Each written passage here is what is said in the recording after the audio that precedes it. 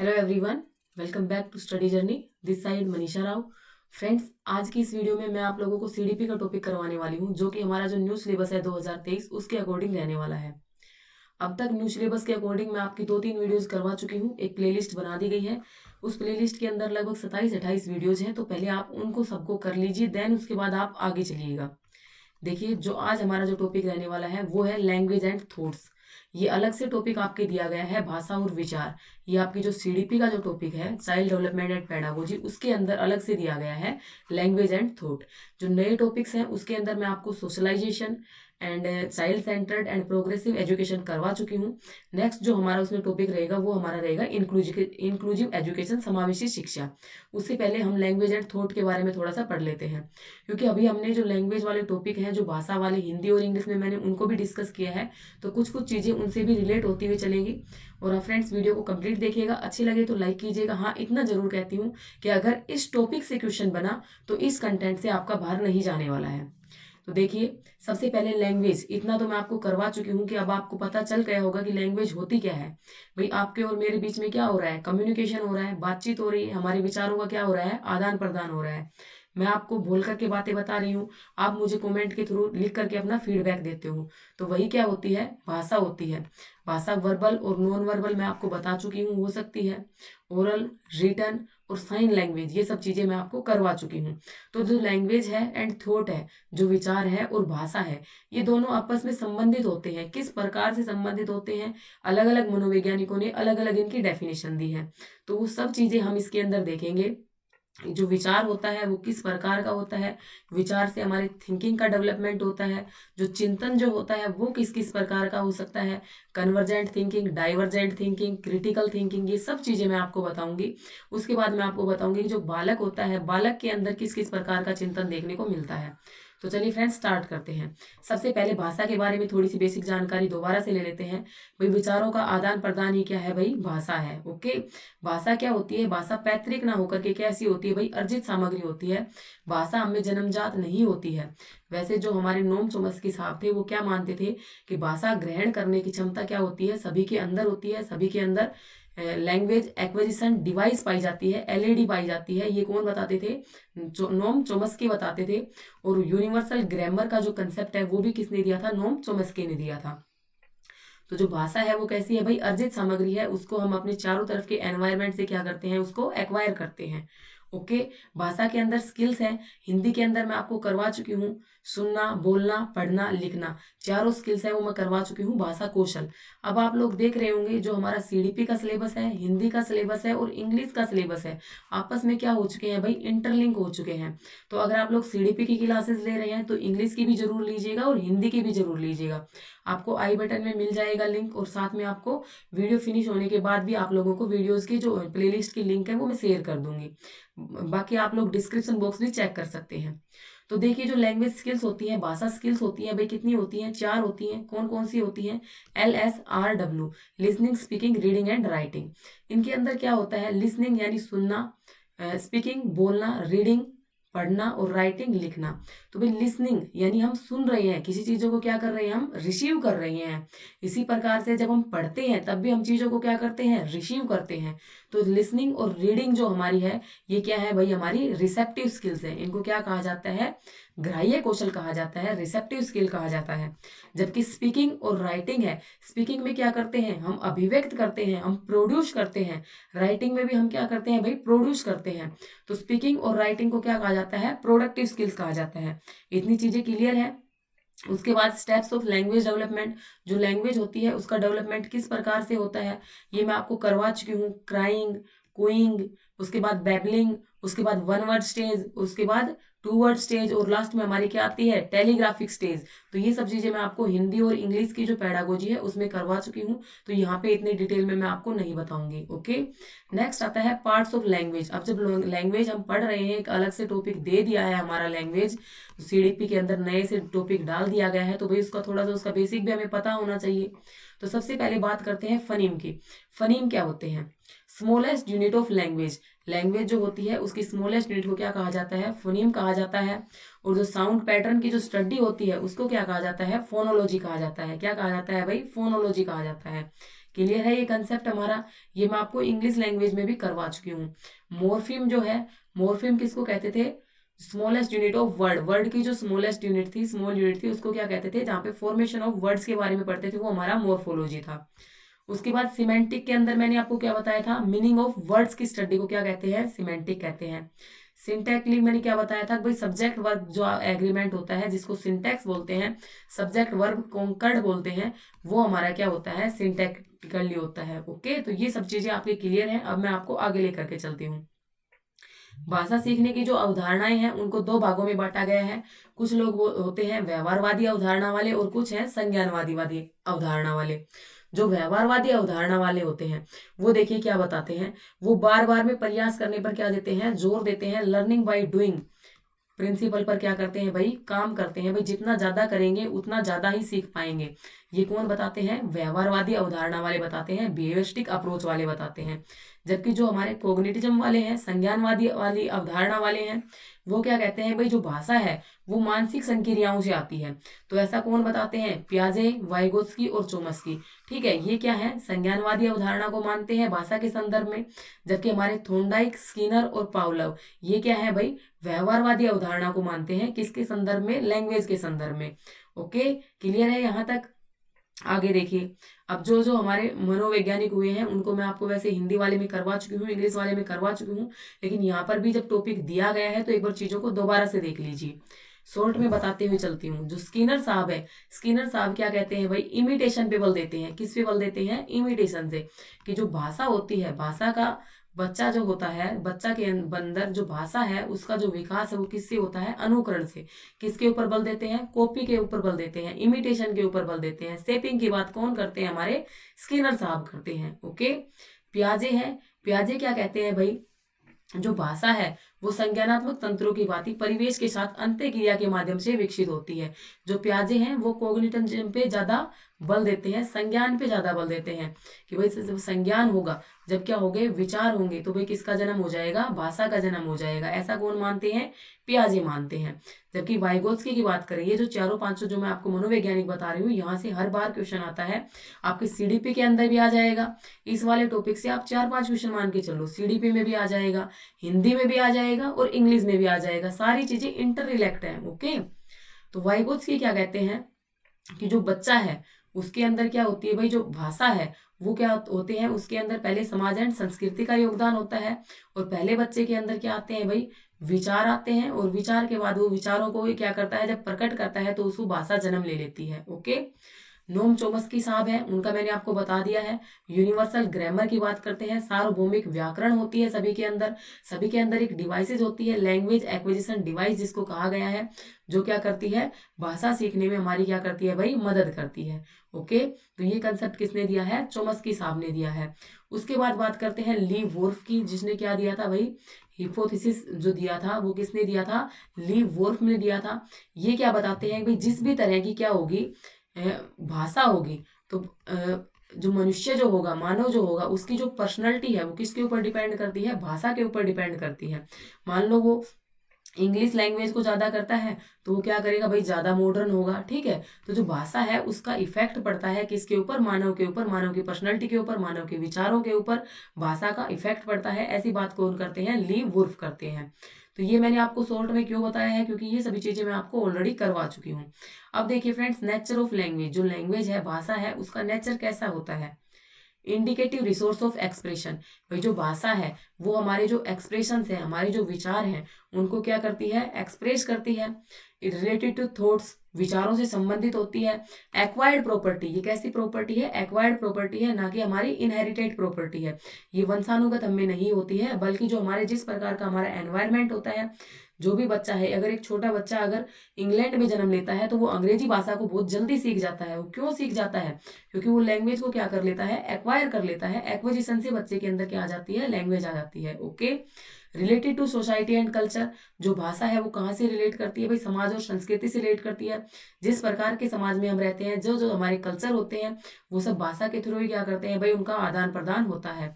Learn through imitation, भाषा किससे सीखी जाती है, इमिटेशन से, अनुकरण करके सीखी जाती है।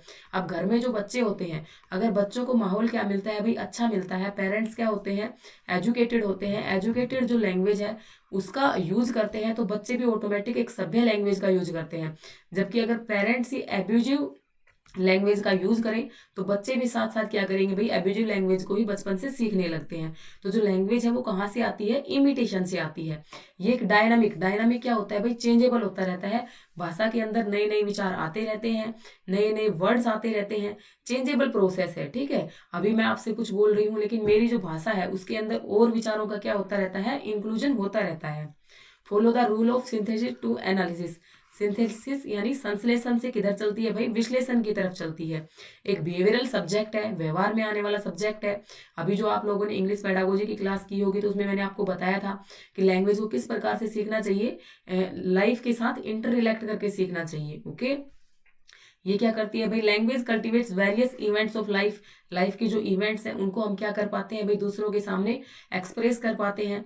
हमारे जो पूर्वज हैं उनके टाइम पे किस तरह के रीति रिवाज होते थे, तो वो किसके थ्रू हमें पता लगते हैं, लैंग्वेज के थ्रू ही पता लगता है। या तो वो बोल करके हमें बताते हैं, या फिर उन्होंने कहीं पर कुछ लिख करके छोड़ रखा है जिससे हमें पता लगता है। Okay, it is use in various references of life, life में किसका यूज है भाई, भाषा का यूज है। भाषा के थ्रू ही क्या है, एक तो भाई आपकी क्या है, बुद्धि है, और एक क्या है, भाषा है, जिसके थ्रू क्या है भाई, जो मानव है वो पशुओं से क्या है भाई, भिन्न है, अलग है। Okay, a language flourishes by the infusion of other language, एक लैंग्वेज दूसरी लैंग्वेज के ऊपर क्या छोड़ती है, प्रभाव छोड़ती है। ओके, अब देखो ये वाला कंसेप्ट देखो, आप इसमें कंफ्यूज मत हो जाना। भाषा का जो प्राथमिक रूप है वो क्या है भाई, सांकेतिक है। आप यहाँ पर क्या करोगे भाई, भाषा का जो प्राथमिक रूप है वो आप क्या कर दोगे, मौखिक कर दोगे, और वहीं पर आपका क्वेश्चन क्या हो जाएगा, गलत हो जाएगा। भाषा का जो प्राथमिक रूप है वो क्या माना गया है, सांकेतिक माना गया है। क्योंकि बच्चा सबसे पहले क्या करता है भाई, ऐसे ऐसे अपने हाथों से, अपने फेशियल एक्सप्रेशन से, यानी बच्चा जो सबसे पहले जो भाषा का जो एक्सप्रेशन है वो किससे सीखता है, संकेतों से सीखता है। ओके, तो ये क्या हो गया बच्चे, ये कंसेप्ट आपको ध्यान रखना है कि भाषा का प्राथमिक रूप क्या है भाई, सांकेतिक है। ओके, नेक्स्ट आता है order of sequence of language development, कि लैंग्वेज किस प्रकार से डेवलप होती है, उसका जो ऑर्डर है वो क्या होना चाहिए। रिकॉग्निशन ऑफ साउंड, साउंड को रिकॉग्नाइज करना चाहिए, साउंड की पहचान होनी चाहिए।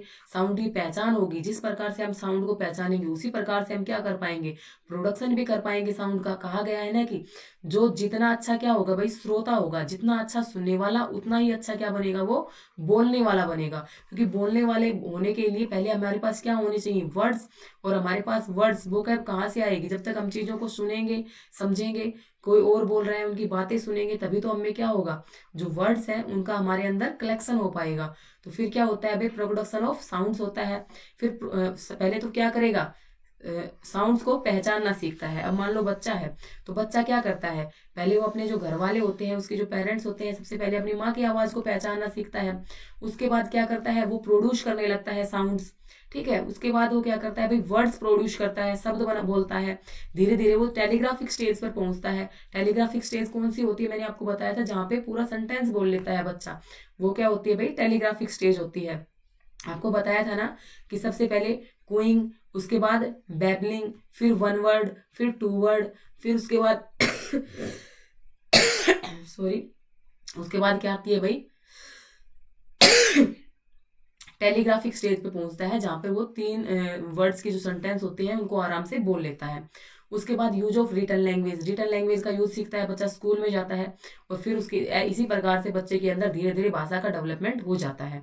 Okay, sources of language learning, language को सीखने के, भाषा को सीखने के सोर्स क्या क्या हो सकते हैं भाई। सबसे पहले तो सोर्स क्या है भाई, इमिटेशन है।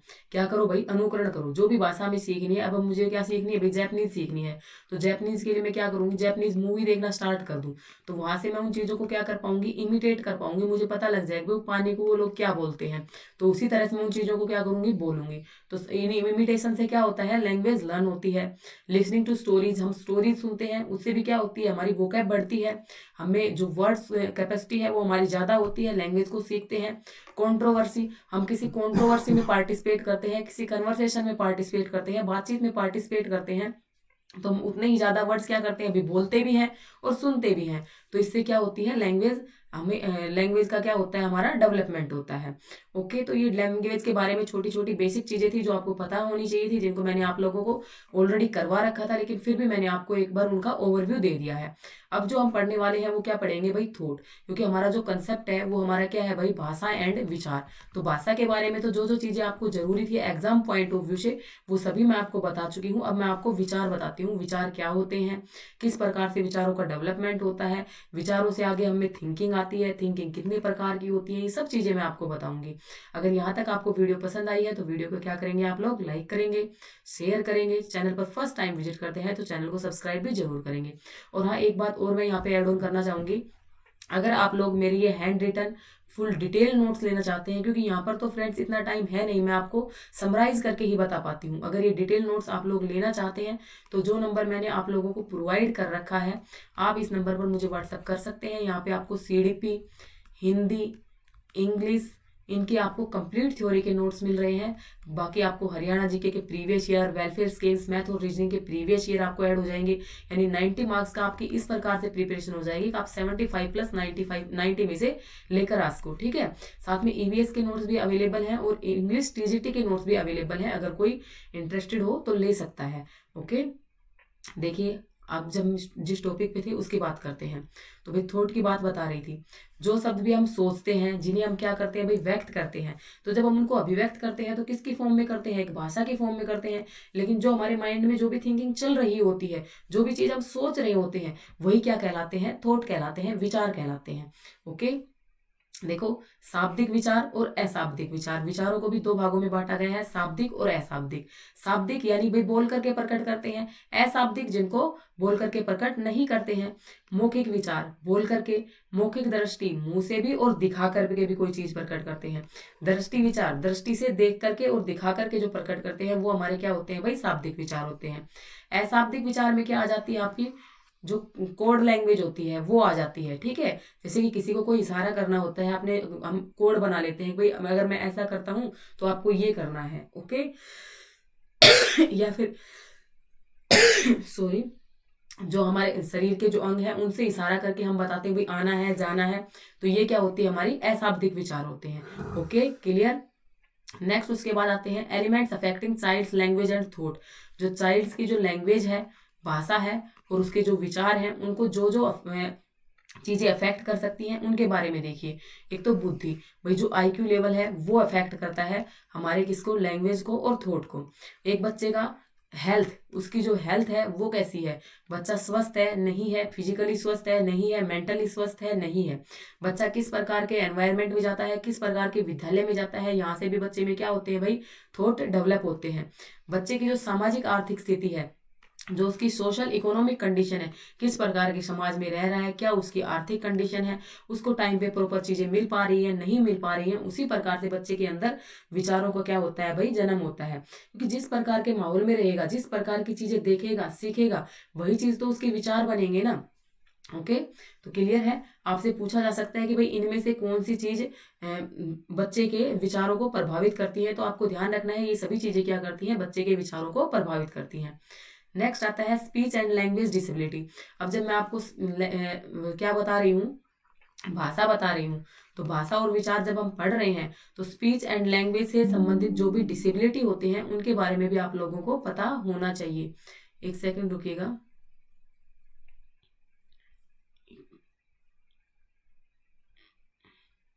तो उन विचारों के बारे में भी आपको क्या होना चाहिए भाई, जो क्या होते हैं, डिसेबिलिटी होती है, उनके बारे में भी आपको पता होना चाहिए। तो देखिए, जो हमारे पास फर्स्ट डिसेबिलिटी है जिसकी हम बात करते हैं,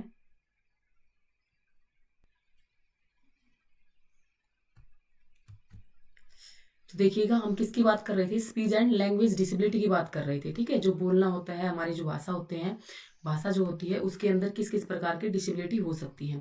तो फर्स्ट जो डिसेबिलिटी है, स्पेस्मोडिक डिस्फोनिया, स्पेस्मोडिक डिस्फोनिया। तो इस प्रकार की ये जो बीमारी होती है, इसके अंदर क्या होता है भाई, इस विकार में स्वर तंत्र की मांसपेशियां अनियंत्रित रूप से चलती हैं। जो आपका स्वर तंत्र है जिसकी बात करते हैं, जो आपके बोलने के काम आती है, जो मांसपेशियां, वो क्या करती है भाई, अनियंत्रित रूप से चलती है, तो उसको क्या कहते हैं, स्पैस्मोडिक डिस्फोनिया। ध्यान रखना है, ये हमारी क्या है, लर्निंग डिसेबिलिटी नहीं है। लर्निंग डिसेबिलिटी मैं आपको इंक्लूसिव वाले चैप्टर में पढ़ाऊंगी। ये हमारी क्या है, लैंग्वेज डिसेबिलिटी है। क्या है हमारी, लैंग्वेज डिसेबिलिटी। यहाँ से आपसे क्वेश्चन पूछा जा सकता है कि जो स्वर तंत्र की जो मांसपेशियां हैं उसके अंदर अनकंट्रोल रूप से चलने लग जाए वो अपने आप, तो वो हमारा क्या कहलाता है, स्पैस्मोडिक डिस्फोनिया कहलाता है। ओके, इसको हम 3 भागों में बांट सकते हैं। एक फर्स्ट हमारा होता है अडक्टर स्पैस्मोडिक डिस्फोनिया। फर्स्ट जो बीमारी है उसको क्या कहा गया है, अडक्टर स्पैस्मोडिक डिस्फोनिया। उसके अंदर क्या होता है भाई, स्वर तंत्र का अचानक से बंद होने के कारण कुछ शब्द कट जाते हैं, यानी जो हकलाना जो होता है, कुछ बच्चे बीच बीच में क्या करते हैं भाई, हकलाते हैं, तो उसको क्या कहा गया है, अडक्टर स्पैस्मोडिक डिस्फोनिया। क्या कहा गया है, अडक्टर स्पैस्मोडिक डिस्फोनिया। और जो हमारा अबडक्टर स्पैस्मोडिक डिस्फोनिया है, उसके अंदर क्या होता है, फुसफुसाने जैसी आवाज निकलती है। एकदम से जो स्वर तंत्रिका होती है वो अनियंत्रित हो जाती है, और कैसी आवाज निकलती है, फुसफुसाने जैसी आवाज निकलती है। और एक होता है हमारा मिक्स्ड स्पैस्मोडिक डिस्फोनिया। उसके अंदर हकलाता भी है बच्चा, और उसकी आवाज क्या निकलती है, पतली निकलती है। तो देखिए, एक बार आपको दोबारा से मैं रिकॉल करवा देती हूँ कि जो हम क्या कर रहे हैं भाई, ये लैंग्वेज डिसेबिलिटी कर रहे हैं कि भाषा के कारण बच्चे के अंदर कौन कौन से विकार आते हैं। वैसे तो आप क्या पढ़ते हैं, भाषा संबंधी विचार को क्या कहा जाता है, अफेजिया कहा जाता है, अफेजिया कहा जाता है ना, लेकिन ये उससे भी और डिटेल में है। लैंग्वेज डिसेबिलिटी को स्पैस्मोडिक डिस्फोनिया क्या कहा जाता है, स्पैस्मोडिक डिस्फोनिया, जिसके अंदर क्या होता है, जो स्वर तंत्र की जो मांसपेशियां होती हैं वो क्या हो जाती है भाई, अनकंट्रोल हो जाती हैं। जो स्पैस्मोडिक डिस्फोनिया है वो भी 3 प्रकार का होता है। फर्स्ट क्या होता है, अडक्टर, सेकंड क्या होता है, एबडक्टर, और थर्ड क्या होता है, मिक्स्ड। जो अडक्टर होता है उसके अंदर क्या होता है भाई, एकदम से बच्चा रुक जाता है यानी हकलाता है, तो वो तो क्या है, अडक्टर स्पैस्मोडिक डिस्फोनिया। जिसके अंदर एबडक्टर आ जाए, ABDUCTOR, एबडक्टर स्पैस्मोडिक डिस्फोनिया में क्या होता है, फुसफुसाने जैसी आवाज निकलती है, और जिसमें क्या करे भाई, हकलाए भी, और जिसमें फुसफुसाने जैसी आवाज भी निकले, पतली आवाज भी निकले, वो हमारी क्या कहलाती है, मिक्स्ड स्पैस्मोडिक डिस्फोनिया। ओके, एक होती है हमारी एफेजिया। एफेजिया आप पढ़ते हो ना भी, बच्चे की कैसी होती है, भाषा संबंधी बीमारी होती है, इसके कारण लिखने सुनने और बात करते समय भाषा के उपयोग में क्या आती है भाई, समस्या आती है। ओके, ये सिर की चोट से, ब्रेन ट्यूमर से, ब्रेन हेमरेज से किसकी बीमारी हो जाती है, एफेजिया की बीमारी हो जाती है। ओके, एक होती है हकलाना। हकलाना उसमें भी था हमारा, लेकिन एक हकलाना को स्टटरिंग, ये भी क्या होता है भाई, शब्दों के बीच अनैच्छिक ठहराव। ओके, एक होती है अप्रेक्षा। अप्रेक्षा में क्या होता है कि संप्रेषण को निरंतर एंड शुद्ध रूप से प्रस्तुत करने में कठिनाई, जो भी चीजें कहना चाह रहा है उसको शुद्ध रूप से बोलने में क्या आती हो, कठिनाई आती हो। जो भी बात कम्युनिकेट करना चाह रहा है बच्चा, उसमें क्या आती हो, परेशानी महसूस होती हो, वो क्या कहलाता है, अप्रेक्षा कहलाता है। ओके, उच्चारण दोष, किसी विशेष ध्वनि को बोलने में असमर्थ हो, उसको क्या कहते हैं, उच्चारण दोष कहते हैं। फ्लुएंसी डिसऑर्डर, फ्लुएंट होके नहीं बोल पाता, अपनी बात को कंटिन्यू नहीं रख पाता, बीच बीच में रुक जाता है। ओके, डिसोर्थिया। डिसोर्थिया में क्या होता है, स्लर्ड स्पीच। स्पीच कैसी होगी भाई, स्लर्ड हो जाएगी। स्लर्ड मीन्स यानी वो जो उसकी जो जीभ होगी वो क्या होगी, या तो उसकी जीभ को क्या लगा हुआ होगा, लकवा लगा हुआ होगा, जीभ क्या होगी, कमजोर होगी। जो उसका जो उच्चारण होगा वो क्या होगा, शब्दों का खराब होगा, वो क्या कहलाएगी, डिसोर्थिया कहलाएगी। ठीक है, स्लर्ड स्पीच जिसको बोलेंगे। ओके, नेक्स्ट होता है डिस्प्रोसडी। डिस्प्रोसडी में क्या होता है, सूडोफोरेन एक्सेंट डिसऑर्डर। ये मस्तिष्क में चोट लगने के कारण होती है, और इसमें सिर्फ नाम मात्र विकास ही हो पाता है। ओके, नेक्स्ट आती है expressive language disorder. This is a communicative language disorder, यानी अपनी बात को हम एक्सप्रेस नहीं कर पा रहे। जो हमें पता तो है कि हमें क्या चीज कहनी है, लेकिन उसको सही ढंग से एक्सप्रेस नहीं कर पा रहे, तो उसको कहते हैं एक्सप्रेसिव लैंग्वेज डिसऑर्डर। ओके, यानी उसको अगर बोल देख भी उसको रिटर्न में देना है तो वो अच्छा खासा लिख देगा किसी टॉपिक के बारे में, अगर लेकिन उसको बोलने के बारे में कह दें तो वो बोल नहीं पाता है, एक्सप्रेस नहीं कर पाता है, वो हो जाती है हमारी एक्सप्रेसिव लैंग्वेज डिसऑर्डर। ओके, तो भाई ये थी हमारी लैंग्वेज डिसऑर्डर्स थे, ये आप लोगों ने देख लिए। अगर आप लोग नोट्स लेना चाहते हो तो आप लोग इस नंबर पर कांटेक्ट कर सकते हो, ये मैंने आपको बता दिया है। अब देखिए, अब हम क्या पढ़ रहे थे भाई, थॉट पढ़ रहे थे। ये तो मैंने आपको क्या बताया, लैंग्वेज बताया, लेकिन जो थॉट हम पढ़ रहे थे कि बच्चे में किस प्रकार थॉट का डेवलपमेंट होता है, तो भाई थॉट से ही रिलेटेड क्या है, चिंतन। मैं नहीं चाहती कि आपको किसी भी पॉइंट को छोड़ा जाए। ओके, तो जो चिंतन जो है, जो थिंकिंग जो है, वो देखो भाई क्या होती है। भाई थिंकिंग क्या है, थिंकिंग कब डेवलप होगी आपको पता होना चाहिए। भाई थिंकिंग थिंकिंग यानी हम किसी चीज के बारे में सोचेंगे कब, तो भाई कब सोचेंगे, जब हमारे सामने क्या होती है, कोई समस्या आती है। अब देखो, हमें क्या करना है भाई, एचटेट की तैयारी करना है, तो हम इस चीज में कब सोचेंगे, जब हमारे दिमाग में हमने फॉर्म भर दिया भाई, अब हमें क्या करना है, एचटेट के एग्जाम को क्रैक करना है, तो हमारे सामने क्या आ गई, एक प्रॉब्लम आ गई, और हम क्या करेंगे, बिल्कुल हमारे दिमाग में क्या चलने लगेंगे, विचार चलने लगेंगे कि भाई ये तो क्या हो गई, भाई समस्या हो गई, इसका तो समाधान निकालना पड़ेगा, किस तरह से, अब हम 25 दिन में मैं किस प्रकार से अपनी तैयारी को कंप्लीट कर सकता हूँ। फिर आपको मान लो मेरा चैनल मिल गया, तो आपने उसके बारे में रिसर्च की, फिर आप सोचने लगे कि हाँ भाई बिल्कुल सही गाइडेंस मिल रही है, तो मैं इसको फॉलो कर लेता हूँ। तो ये जो आपके दिमाग में चला है, ये क्या था भाई, चिंतन था, क्या था, चिंतन था। ये क्यों आया था, क्योंकि आपको एस्टेट का एग्जाम क्रैक करना था, आपके सामने क्या आई थी भाई, समस्या आई थी, क्या आई थी, समस्या आई थी, और जो चिंतन किया उससे आपको क्या मिल गया, एक सोल्यूशन मिल गया। क्या सोल्यूशन मिल गया कि भाई स्टडी जर्नी चैनल है, उसके ऊपर चले जाऊं, तो वहां पे मेरी क्या हो जाएगी, जो जनरल सेक्शन है उसकी मेरी कंप्लीट प्रिपरेशन हो जाएगी, और फ्री के अंदर हो जाएगी और अच्छी हो जाएगी।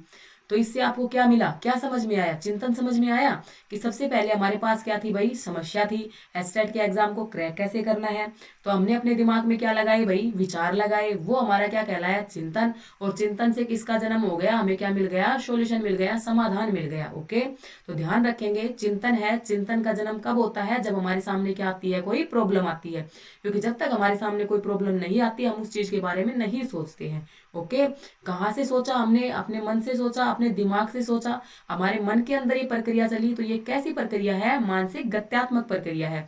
कैसी प्रक्रिया है, मानसिक गत्यात्मक प्रक्रिया है। ओके, एक हमारे मनोवैज्ञानिक हुए हैं हम्प्रे, और एक हुए हैं रोस।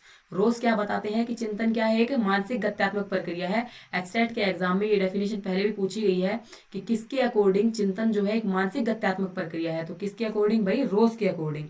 जबकि जो हम्प्रे हैं, हम्प्रे क्या कहते हैं कि चिंतन का जन्म कब होता है भाई, जब समस्या आती है, तो समस्या के जन्म किसका जन्म होता है, चिंतन का जन्म होता है। ओके, चिंतन को मूल रूप से दो प्रकार का बताया है, किन्होंने बताया है, जिम्बार्डो ने। जिम्बार्डो ने, देखो जिम्बार्डो ने चिंतन को कितना बताया, दो प्रकार का बताया। कौन कौन सा बताया, स्वैली चिंतन और यथार्थ चिंतन। कौन कौन सा बताया, स्वैली चिंतन और यथार्थ चिंतन। अब आप लोग सोचोगे कि इनकी मैंने क्या नहीं लिखी, इंग्लिश नहीं लिखी भाई। स्वैली, स्वैली यानी जो खुद से सोच रहा है, सेल्फ, जो सेल्फ थिंकिंग कर रहा है, यानी वो क्या कर रहा है भाई, कोरी कल्पना कर रहा है, अवास्तविक, झूठा, जो सिर्फ कल्पनाओं में, सिर्फ हवाई के लिए बनाना, जिसको हम बोलते हैं ना हवाई के लिए बनाना, वो हमारा क्या है, स्वैली चिंतन है। बस सिर्फ कहाँ सोचते हैं, कल्पनाओं में सोचते हैं, उसके ऊपर कोई भी हम वर्क नहीं करते हैं।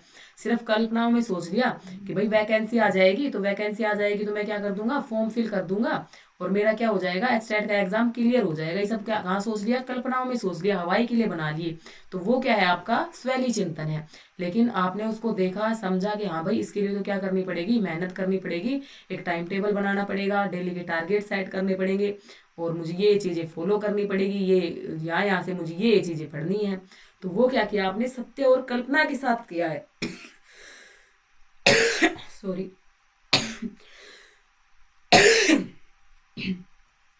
तो ये आपका क्या होता है भाई, यथार्थ चिंतन होता है। यथार्थ चिंतन हमेशा कैसा होगा, वास्तविकता से जोड़ करके देखेंगे आप कल्पनाओं में तो क्या सोचेंगे भाई, लास्ट का 1 वीक बचेगा ना, तब मैं थोड़ा सा पढ़ लूंगा और मेरा क्या हो जाएगा, एचटेट का एग्जाम क्लियर हो जाएगा। तो वो तो क्या हो गया, अवास्तविक हो गया। हमने वहां पे मतलब प्रैक्टिकल होकर चीजों को नहीं सोचा, सिर्फ कल्पनाओं में सोच लिया, तो वो तो क्या हो गया, हमारा स्वैली चिंतन हो गया। जबकि यथार्थ चिंतन है वो वास्तविक, हमने सत्यता के साथ, कल्पना के साथ जांच परख के देखा है, तो वो हमारा क्या होता है, यथार्थ चिंतन होता है। Okay, clear. यथार्थ चिंतन चिंतन को आगे 3 भागों में बांटा जा सकता है। मूर्त चिंतन, मूर्त चिंतन का ही दूसरा नाम है अभिसारी चिंतन या फिर निगमनात्मक चिंतन। ओके, पहले नाम देख लो फिर समझाती हूँ। सेकंड है हमारा अमूर्त चिंतन, अपसारी चिंतन, आगमनात्मक, सृजनात्मक। थर्ड है हमारा आलोचनात्मक चिंतन, विश्लेषणात्मक चिंतन। अब इंग्लिश में देखो, इसको मूर्त चिंतन को क्या बोलेंगे भाई, या इसको बोलेंगे हम कन्वर्जेंट, कन्वर्जेंट थिंकिंग, ठीक है। इसको बोलेंगे डाइवर्जेंट थिंकिंग, और इसको बोलेंगे क्रिटिकल थिंकिंग। क्या बोलेंगे भाई, क्रिटिकल थिंकिंग। ये हिंदी में, आप इंग्लिश में देखोगे तो ज्यादा अच्छा रहेगा नाम याद करना, हिंदी में तो कुछ काफी नाम हो सकते हैं। ओके, मूर्त, नाम से क्लियर है भाई, मूर्त, मूर्त का मतलब क्या होता है, जो चीजें हमें दिखाई दे रही हैं, जो प्रत्यक्ष रूप से हमें दिखाई दे रही हैं, उनके बारे में सोचते हैं और वैसा ही क्या करते हैं, व्यवहार हम प्रकट करते हैं। तो वो हमारा क्या कहलाता है, मूर्त चिंतन कहलाता है। मूर्त चिंतन वाले बच्चे कैसे होते हैं, प्रतिभाशाली बच्चे होते हैं। कैसे होते हैं भाई, प्रतिभाशाली होते हैं। उनका ध्यान क्या रहता है, केंद्रित रहता है। जो चीजें उनके सामने होती हैं उनके बारे में सोचते हैं मूर्त चिंतन वाले। ठीक है, प्रतिभाशाली तो होंगे, ध्यान केंद्रित भी रहेगा, लेकिन उनके अंदर किस प्रकार की थिंकिंग होगी, अभिसारी थिंकिंग होगी। ठीक है, उनकी सोच है वो ज्यादा मतलब डाइवर्जेंट नहीं होगी, कैसी होगी, कन्वर्जेंट होगी। ओके, जबकि जो हमारे अमूर्त है, अमूर्त के अंदर क्या होगा भाई, कि जो चीजें हमें दिखाई नहीं दे रही, जैसे कि अब मान लो भाई ये मान लो आप, लाइट का आविष्कार हुआ, बल्ब का आविष्कार हुआ, तो बल्ब को पहले किसी ने देखा थोड़ी ना था। जो हमारे एडिशन ने किया था ना बल्ब का आविष्कार शायद, तो उन्होंने क्या किया भाई, अपने दिमाग के अंदर उसको क्या किया, थिंकिंग को डेवलप किया। तो इसको क्या कहा जाता है, सृजनात्मक थिंकिंग भी कहा जाता है, क्रिएटिव थिंकिंग भी कहा जाता है, आगमनात्मक थिंकिंग भी कहा जाता है। भाई उदाहरण से नियमों की तरफ चले हैं। कन्वर्जेंट थिंकिंग भी कहा जाता है, एब्स्ट्रैक्ट थिंकिंग भी कहा जाता है। जो चीजें हमें दिखाई नहीं दे रही और उनके बारे में सोच लेते हैं, उनके बारे में एक नई समझ बना लेते हैं। हमारा जो दृष्टिकोण होता है वो कैसा होता है, ब्रॉड होता है। यहाँ पे जो आपका दृष्टिकोण होगा वो क्या होगा भाई, नैरो होगा। जो चीजें आपको दिखाई दे रही हैं सिर्फ उनके बारे में सोचा जाता है। ठीक है, लेकिन यहाँ पे क्या होगा, जो चीजें दिखाई नहीं दे रही, एक नई विचारधारा का जन्म होता है। किसका जन्म होता है, नई विचारधारा का जन्म होता है। और ऐसा सोचने वाले क्या होते हैं भाई, हमेशा क्या होंगे, सफल होंगे। ओके, यहाँ से अमूर्त विचारधारा का, सृजनशील बालक का। तो अगर पूछ ले कि सृजनशील बालक के अंदर कौन सा चिंतन होता है, तो कौन सा चिंतन होता है भाई, अमूर्त चिंतन होता है, अपसारी चिंतन होता है, आगमनात्मक चिंतन होता है, सृजनात्मक चिंतन होता है, डाइवर्जेंट थिंकिंग होती है। ये सारी चीजें एक ही हैं, आपको कंफ्यूज नहीं होना है। ओके, अब बात करते हैं भाई आलोचनात्मक चिंतन की, क्रिटिकल थिंकिंग की। क्रिटिकल थिंकिंग क्या होती है भाई, आप लोग मेरे चैनल पर आए, आपने देखा कि भाई मैं आपको नोट्स मतलब मैं आप लोगों को नोट्स प्रोवाइड करती हूँ, तो आप लोगों ने सीधा क्या किया, आप आए और आपने नोट्स ले लिए मेरे। तो वो तो क्या हो गया, आपका मूर्त चिंतन हो गया। लेकिन आप आए, आपने नोट्स मतलब नोट्स की ना सैंपल देखी, फिर आपने क्या किया, मेरी क्लासेस देखी, वहां से आपको कुछ समझ में आया, फिर आपने क्या किया, प्रीवियस ईयर बनाए, तो फिर आपको प्रीवियस ईयर में भी फायदा हुआ। तो इस प्रकार से आपके अंदर वो जो थिंकिंग आपके अंदर डेवलप हुई, वो कौन सी थिंकिंग है, क्रिटिकल थिंकिंग है। आप चीजों की तह तक जाते हैं, आप अपने दिमाग में विचार करते हैं, क्या सही है, क्या गलत है, मुझे क्या करना चाहिए, क्या नहीं करना चाहिए। इस प्रकार के जब सारे सवाल आपके दिमाग में चलते हैं और फिर आप कोई निर्णय लेते हैं, तो ये वाला जो चिंतन होता है, ये कौन सा होता है भाई, क्रिटिकल थिंकिंग होती है, आलोचनात्मक थिंकिंग होती है, विश्लेषणात्मक थिंकिंग होती है। समझ में आया, ये कैसा होता है भाई, आगे बढ़ता है, वास्तविक एम सही होता है, और इसके अंदर 100% सफल होने के क्या होते हैं, व्यक्ति के चांसेस होते हैं। भाई यहाँ पे हमारे प्रतिभाशाली बालक थे, यहाँ पे हमारे सर्जनशील बालक थे, जो क्या होते हैं, सदैव सफल होते हैं। लेकिन 100% अगर आपसे पूछा जाए, अगर आपसे सर्वोत्तम पूछा जाए, सबसे बढ़िया थिंकिंग पूछी जाए, कौन सी होती है, आलोचनात्मक थिंकिंग होती है। मेरे हिसाब से कोई भी पॉइंट मैंने नहीं छोड़ा है जो आपके एग्जाम पॉइंट ऑफ व्यू से इंपॉर्टेंट हो और आप वहां से क्वेश्चन गलत करके आओ, ऐसा बिल्कुल मत करना। ठीक है, तो आलोचनात्मक थिंकिंग समझ में आ गई। सबसे जो बढ़िया है, सुपीरियर है, वो किसको माना गया है, क्रिटिकल थिंकिंग को माना गया है। Okay, clear. तो भाई हम क्या पढ़ रहे हैं, हम जो पढ़ रहे हैं सीडीपी पढ़ रहे हैं, चाइल्ड डेवलपमेंट एंड पेडागोजी पढ़ रहे हैं। तो थोड़ा सा बालक के बारे में भी चिंतन क्या कर क्या कंसेप्ट होते हैं, ये चीजें भी हमारे लिए पढ़ना क्या हो जाती हैं, जरूरी हो जाती हैं। बालक के अंदर बचपन से ही क्या स्टार्ट हो जाता है, बाल चिंतन स्टार्ट हो जाता है। बचपन में किया जाने वाला चिंतन क्या कहलाता है, बचपन कहलाता है। जीन प्याजे का क्या मानना था कि भाई बाल चिंतन के बाद बच्चे में क्या होता है, भाषा का विकास होता है। तो ये सब चीजें तो मैं आपको बता चुकी हूँ, तो इनको दोबारा बताने का फायदा नहीं है। देखिए, बालक में पाए जाने वाले चिंतन देखिए, एक तो है प्रत्यक्षात्मक चिंतन, सजीव चिंतन और काल्पनिक चिंतन। प्रत्यक्षात्मक चिंतन कौन सा होता है भाई, जो पूर्व के जो अनुभव होते हैं बच्चे के, पूर्व अनुभव या किसी व्यवहार की आवृत्ति के कारण व्यक्ति वस्तु के प्रत्यक्ष होने पर आने वाला चिंतन। भाषा का नाम एंड महत्व नहीं होता है।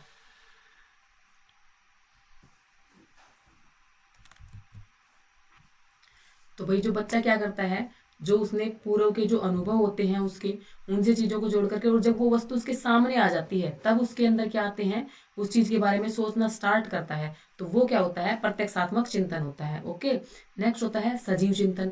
सजीव चिंतन में क्या होता है कि जब प्याजे के अनुसार जो 2 वर्ष की आयु का बालक होता है, वो सभी चीजों को क्या मानता है भाई, सजीव मानता है। जैसे आप अपने घर में भी देखते होंगे, बच्चा क्या करता है, गुड़िया को खाना खिलाएगा, ठीक है, उसको सुलाएगा। तो ये सब क्या है, सजीव चिंतन है। वो सभी चीजों को क्या मानता है, सजीव मानता है। कि जिस प्रकार उनको लगने पर, चोट लगने पर दर्द होता है, तो जो उसके खिलौने हैं उनको भी लगने पर क्या होगा, दर्द होगा।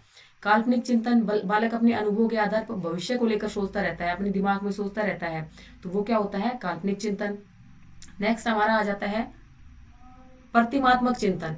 प्रतिमात्मक चिंतन में क्या होता है कि जो बच्चे के जो पूर्व व्यवहार होते हैं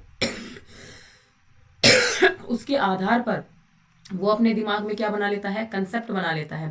जैसे कि किस प्रकार बनाता है कि मान लो किसी बच्चे के पेरेंट्स हैं, मान लो उसके फादर हैं, वो कहीं बाहर जॉब करते हैं, तो वो घर पर जब आते हैं तो क्या लेके आते हैं भाई, चॉकलेट लेके आते हैं। तो बच्चे ने इसको क्या कर लिया, अपने दिमाग के अंदर सेट कर लिया कि भाई अब जब उसके फादर आएंगे तो उसके लिए क्या लेकर के आएंगे, चॉकलेट ही लेकर के आएंगे। तो ये कौन सा है, प्रतिमात्मक चिंतन। जब उसको उसके फादर दिखाई देंगे तो फादर को बाद में देखेगा, उसके दिमाग में जो चॉकलेट है उसकी इमेज पहले बनेगी, वो क्या है, हमारा प्रतिमात्मक चिंतन है। ओके। तार्किक चिंतन, लगभग 9 से 11 वर्ष का बच्चा जब होता है तो उस तर्क व्यवहार करने लगता है, उसमें तार्किकता का जन्म होने लगता है और उसके अंदर जो तार्किक यानी क्या चीज सही है क्या नहीं है, तर्क वितर्क करके वो अपना आचरण प्रदर्शित करता है, वो क्या कहलाता है, हमारा तार्किक चिंतन।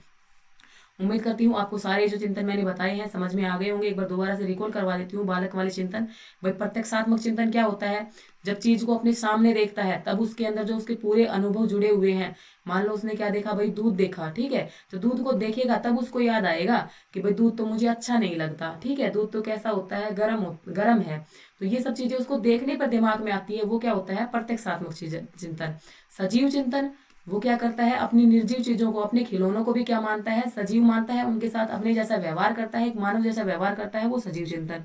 कल्पनाओं में खोआ रहता है, वो काल्पनिक चिंतन। प्रतिमात्मक चिंतन में क्या करता है कि भाई जो भी उसके पूर्व व्यवहार है उसके आधार पर अपने दिमाग में इमेज बना लेगा और उसी आधार पर अपने दिमाग में कंसेप्ट को डेवलप कर लेता है, जिस प्रकार मैंने आपके फादर के एग्जाम्पल से आपको समझाया है। तार्किक चिंतन में बच्चे के अंदर तर्क वितर्क करने की क्षमता है, वो आने लगती है कि भाई ये काम मुझे क्यों करना है, इसमें क्या, इसे ऐसा करने से क्या होगा, ये चीज कहाँ से आई, इसको कौन लाया, इस प्रकार के जब विचार करने लगता है तो वो होता है हमारा तार्किक चिंतन। उम्मीद करती हूँ आपको ये सारी चीजें समझ में आ गई होंगी। अगर आप ये लोग हैंड रिटन नोट्स लेना चाहते हैं तो आप लोग दिए गए नंबर पर मुझे कांटेक्ट कर सकते हैं, व्हाट्सअप कीजिएगा, आप लोगों को इन्फॉर्मेशन मिल जाएगी। एक लिटिल सी अमाउंट आपको पे करनी है, उसके बाद आपको जीमेल आईडी पर ये सारे नोट्स अवेलेबल हो जाएंगे। Thanks for watching me, thanks for watching this video. अगर आपको वीडियो अच्छी लगी हो तो लाइक जरूर कीजिएगा, अपने दोस्तों के साथ भी शेयर कीजिएगा और इसी तरह की वीडियो के लिए या कंप्लीट जनरल सेक्शन की प्रिपरेशन के लिए आप लोग मेरे चैनल के साथ कनेक्ट हो सकते हैं।